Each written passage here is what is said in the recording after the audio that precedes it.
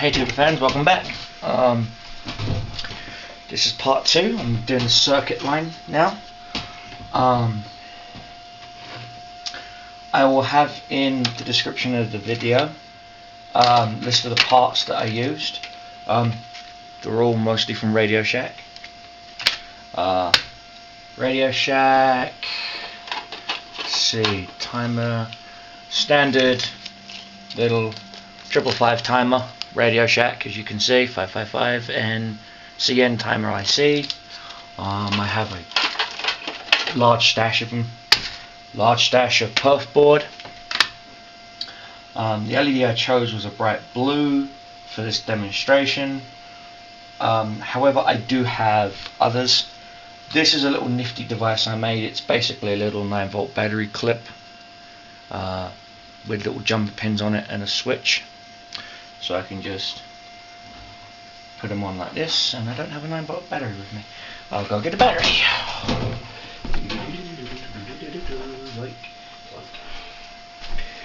Okay, I have 2 Family Dollar, town shop log batteries. Battery clip I stole out from an alarm clock I got at DI.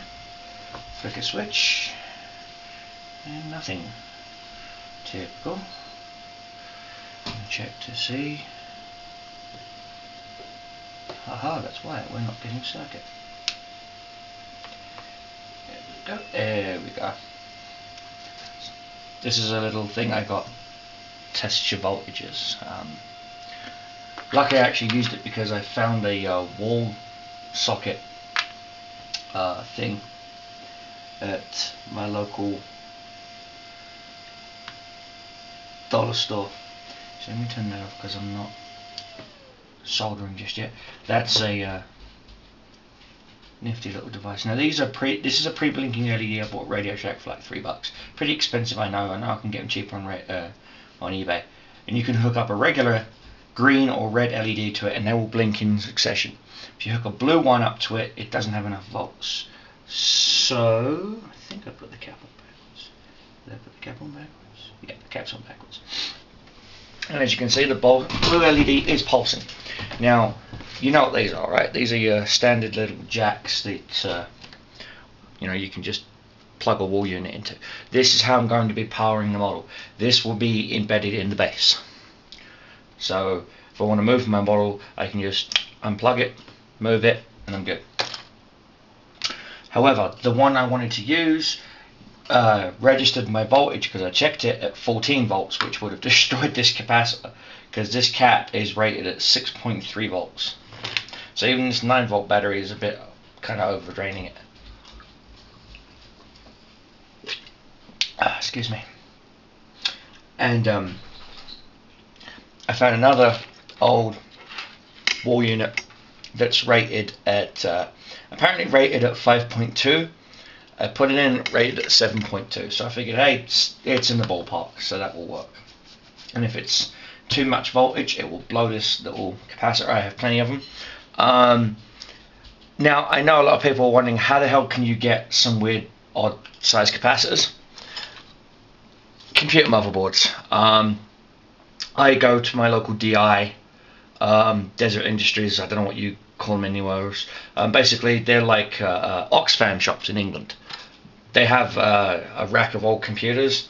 I buy them for like $5, and they are literally swimming in electrical components that you can use.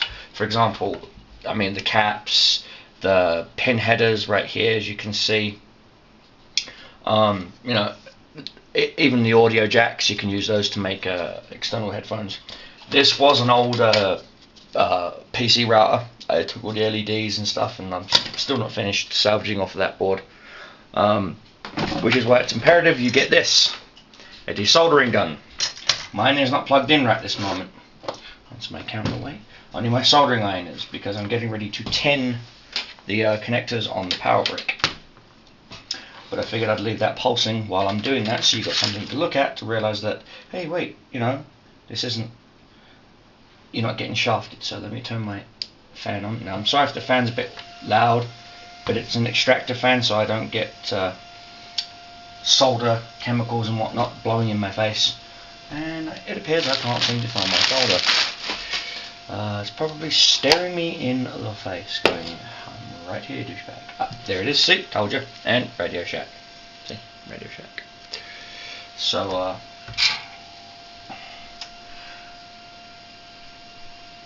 this is just a simple what I do when I'm going to light a model up. First things first, you got to find your, see, it's sucking the chemicals away so I don't breathe it in.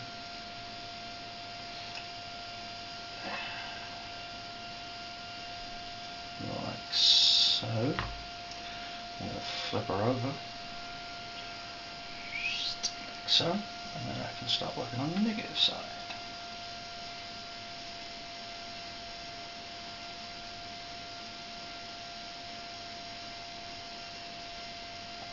Solder will stick to solder, plain and simple. That's the rule of thumb. Okay. That's just some wire wool inside a coffee jar. Use it to clean my tips. And then we'll set up the perf board to run the timer circuits. Oh, that's another one I was going to show you guys. Oh, let me go get it. This is probably, yep, it's cold to the touch. Put that back. Turn that off. And I will go get something else. Typical me, gotta make a video and I'm completely unprepared. I should be shot. I guess I can only find the one for this current moment. But one will do.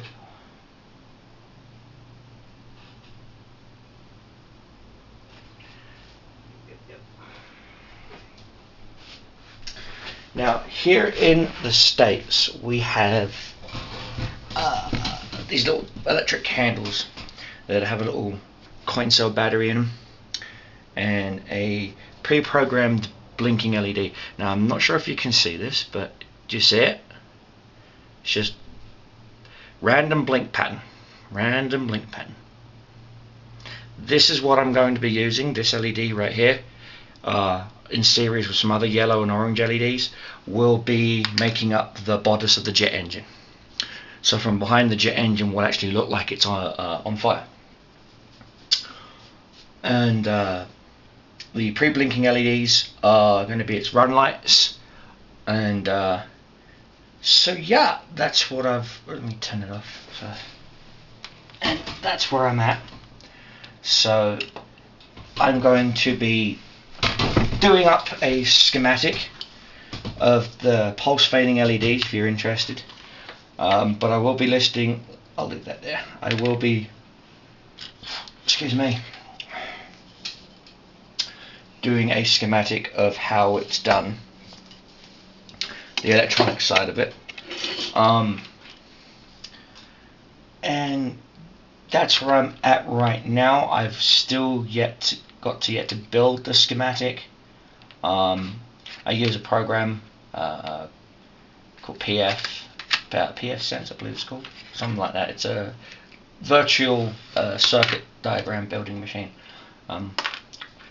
and so I will use that to build me my circuit. So I'll virtually have my circuit, and from there I can print off the diagram excuse me, and make the actual physical circuit. And once the actual physical circuit is made, I will add it on into this video. But I just wanted to show you how the circuit's going to be done, and how it's going to be powered. It's going to be powered by a power brick, by a wall wart, whatever you want to call it. But as always, guys, remember, check the voltages. If you're using a desktop power supply, please check the voltages, because one wrong voltage and boom, your whole model is gone. Everything you've got set up is gone. It's dead. So you know, the old saying, you know, check once, measure twice before you cut. Same philosophy. And yeah, that's where I'm gonna leave it right now, guys. So I'm going to end this video here, and in the next video you should see a completed circuit. So take care, guys.